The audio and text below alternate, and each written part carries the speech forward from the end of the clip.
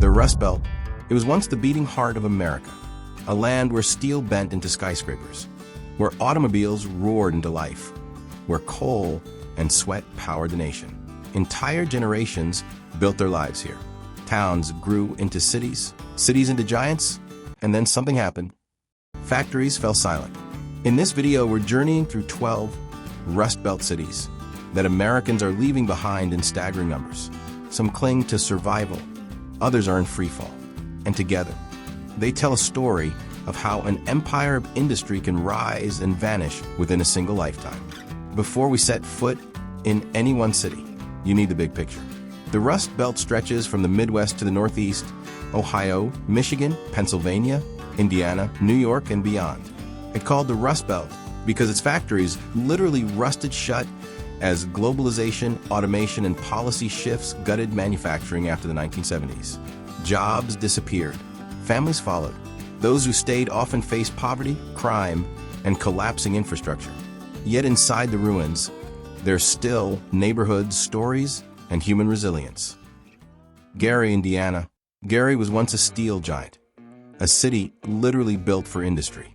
Founded in 1906 by U.S. Steel, Gary was a symbol of America's industrial ambition.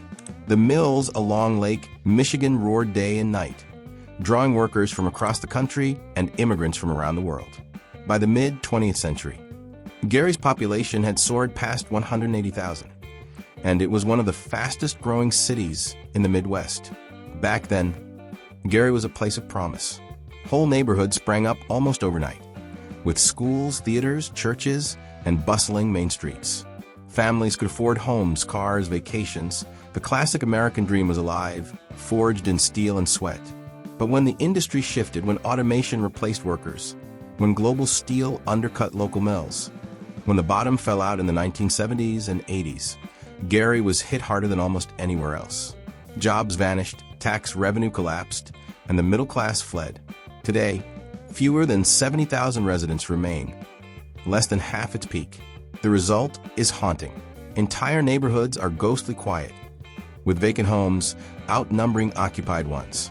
Schools have closed in waves, their playgrounds overtaken by weeds. Downtown storefronts sit boarded up, waiting for customers who may never return. Driving through Gary, it's impossible to miss the decay, but it's also impossible to ignore the stubborn pride that lingers. Murals bloom on crumbling walls. Local businesses still open their doors, even when the foot traffic is thin. Community groups work to restore blocks, planting gardens where houses once stood. And perhaps most telling of all, the people who remain often speak of Gary with fierce loyalty. It's as if they refuse to let the city's soul collapse, even if the factories did. For them, Gary isn't just a place on the map. It's home, and it still matters. Youngstown, Ohio. Few places embody the profound tragedy and enduring struggle of the Rust Belt more acutely than Youngstown, Ohio. For generations, this city was synonymous with steel, its identity forged in the inferno of the mills that lined the Mahoning River. But that fiery heart was extinguished on September 19, 1977, a day etched into local memory as Black Monday. That single day marked the beginning of a relentless wave of steel mill shutdowns, ripping the economic soul out of the city and its surrounding communities. Overnight, an astonishing 40,000 jobs vanished, leaving families shattered, businesses shuttered, and a once vibrant city in shock. The immediate aftermath was devastating. Entire families scattered, desperate for work in other states, leaving behind homes and a community they had built. Youngstown's population plummeted from a peak of 170,000 to under 60,000 today, a staggering decline that has left vast stretches of the city desolate. The scars of this industrial collapse run incredibly deep, becoming a permanent part of the city's narrative. Youngstown has courageously attempted to reinvent itself, striving to build a new future through investments in education. I just wanted to be a part of this revitalization. Her spot, Penguin City Brewing, was an abandoned factory floor just 3 years ago. Notably with Youngstown State University and cautious initiatives in small-scale technology. Yet, despite these efforts, poverty remains stubbornly high, a persistent shadow cast by the towering, silent mills. Residents often describe their city as still living in the shadow of an industry that will never return, a poignant testament to the irreversible wounds of deindustrialization.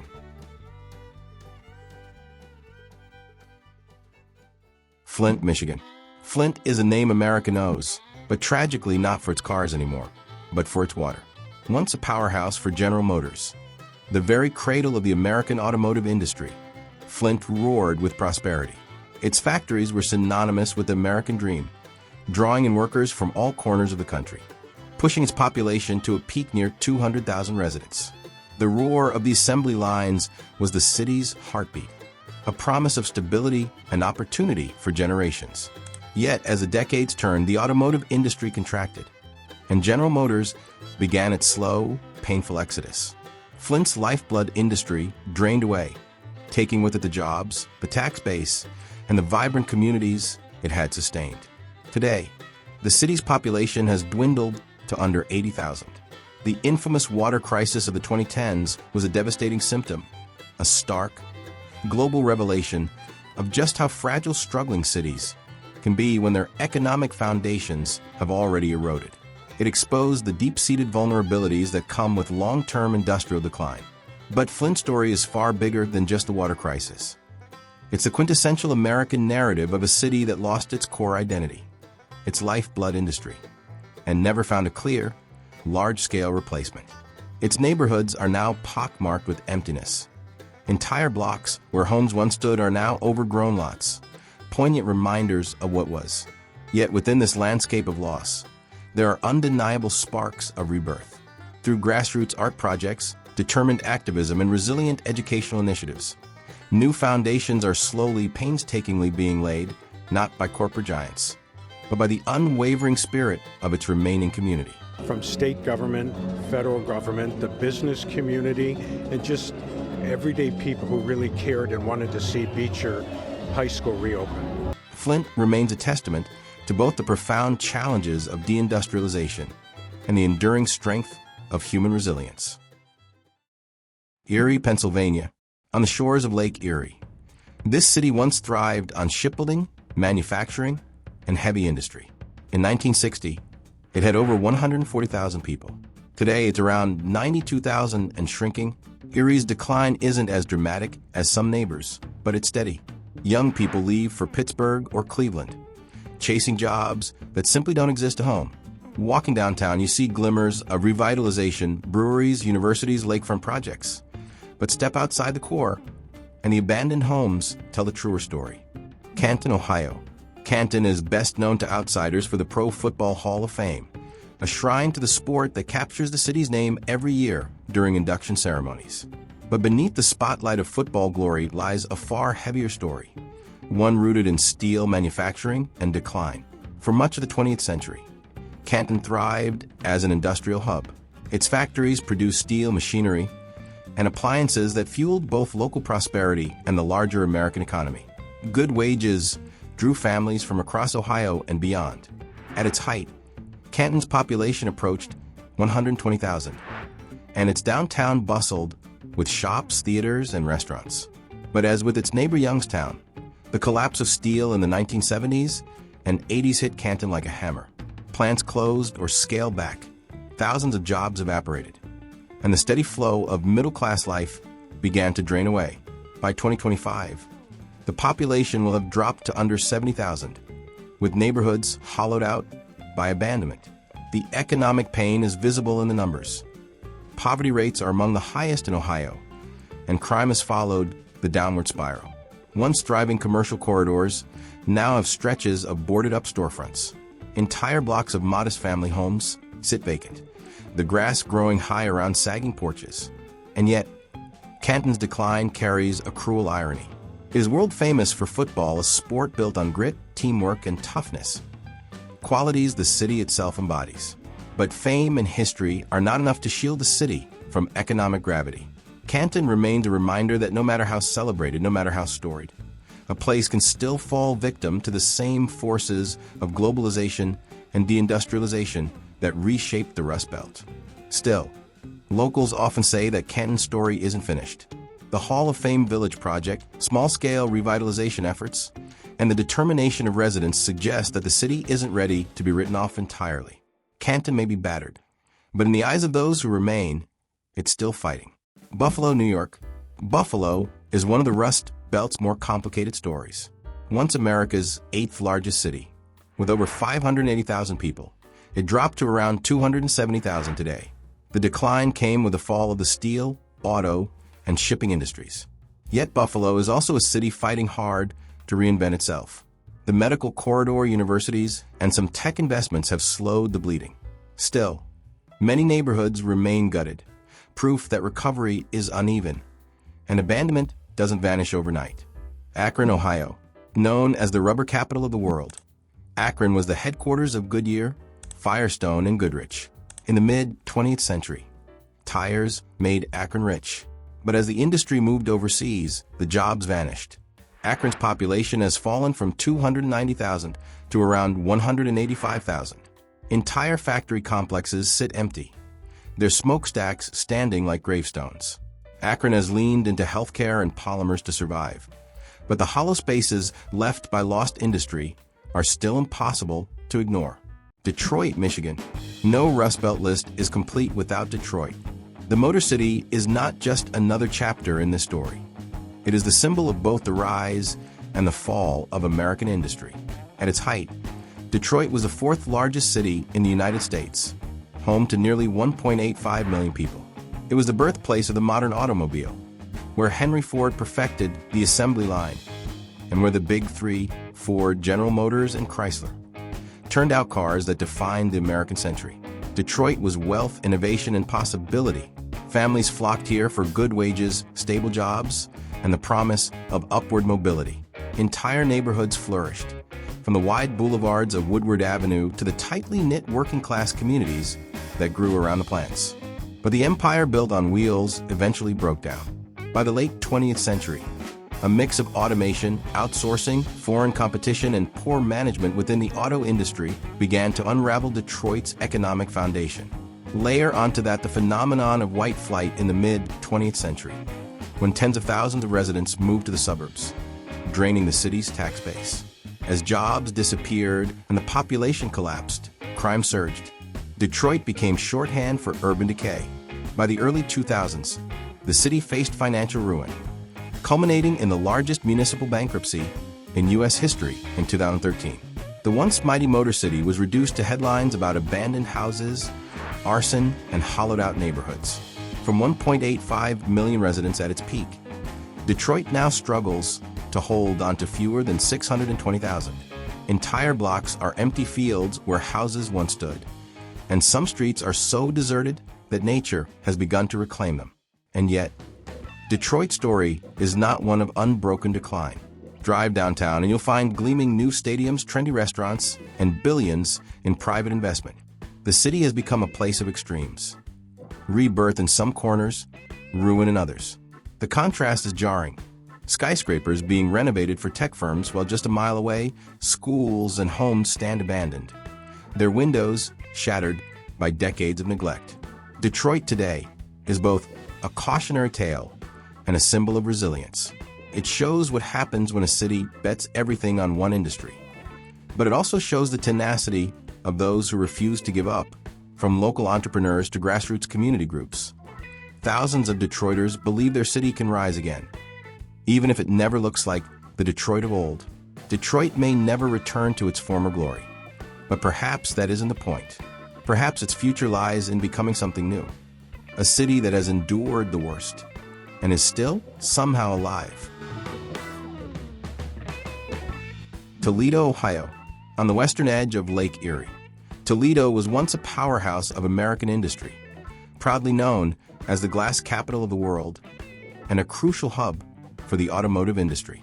Its factories hummed with activity, and a blue-collar prosperity defined its identity, pushing its population to a peak near 380,000 in 1970. The jobs here were more than just employment. They were family legacies, passed down from one generation to the next, a bedrock of stability in the American Midwest. But that era of industrial might, like a pane of glass under pressure, proved to be more fragile than anyone imagined. Automation and the relentless outsourcing of manufacturing carved away its economic base, one job at a time. The city's population has steadily fallen to under 265,000 today, a dramatic decline that can be seen in the empty storefronts and quiet residential streets. Residents often describe Toledo as a city where opportunity is scarce and poverty has become deeply entrenched. Yet, in a powerful paradox, it's also home to a surprisingly strong art museum and a fierce sense of civic pride. It's a place where faded factory towns and vibrant art scenes share the same streets. This is the enduring paradox of many Rust Belt cities, a story of both profound struggle and unexpected beauty. Rochester, New York. Rochester may surprise some people, but it was once a hub of American innovation. In the mid-20th century, this city was the beating heart of three corporate giants: Kodak, Xerox, and Bosch and Lomb. These weren't just companies. They were the engines of the city. Their factories employed hundreds of thousands of people, and their prosperity was Rochester's prosperity. It was a classic company-town model that provided a sense of stability and a pathway to a middle-class life for generations of families. The hum of the factories was a sound of progress, and the city's future felt as bright and clear as the images coming from a Kodak camera. But the 21st century brought with it a shift in the American economy that Rochester was not prepared for. The digital revolution, which Kodak failed to embrace, and the rise of a global economy caused these corporate giants to crumble or relocate. The factories that once defined the city stood silent, and the jobs they provided were gone forever. It's a tale of a city that has fallen from a peak population of 330,000 residents to around 210,000 today. Though universities and healthcare provide a sense of stability in the modern era, entire neighborhoods still show deep signs of poverty and abandonment. The company-town model built Rochester up, and when the companies left, the foundations cracked. Today, the city is a living monument to a bygone era of American industrial might, and a poignant reminder of what happens when a city's identity is tied to the corporations that once called it home. Cleveland, Ohio. Cleveland's skyline still projects an image of strength and modernity, a testament to its enduring spirit. However, beyond the gleaming towers of downtown, its neighborhoods narrate a different, more somber story. Once a thriving industrial and shipping hub that boasted over 900,000 people at its peak, Cleveland's population has now dwindled to just over 360,000. The dramatic fall of the American steel industry and the decline in Great Lakes shipping gutted the city's economic core. This severe industrial loss led to widespread joblessness, and consequently, crime rate soared, challenging the very fabric of its communities. While robust institutions like major hospitals, renowned universities, and beloved professional sports teams serve as crucial anchors, preventing a complete collapse, the outward migration of residents continues. Cleveland today often feels like two distinct worlds coexisting.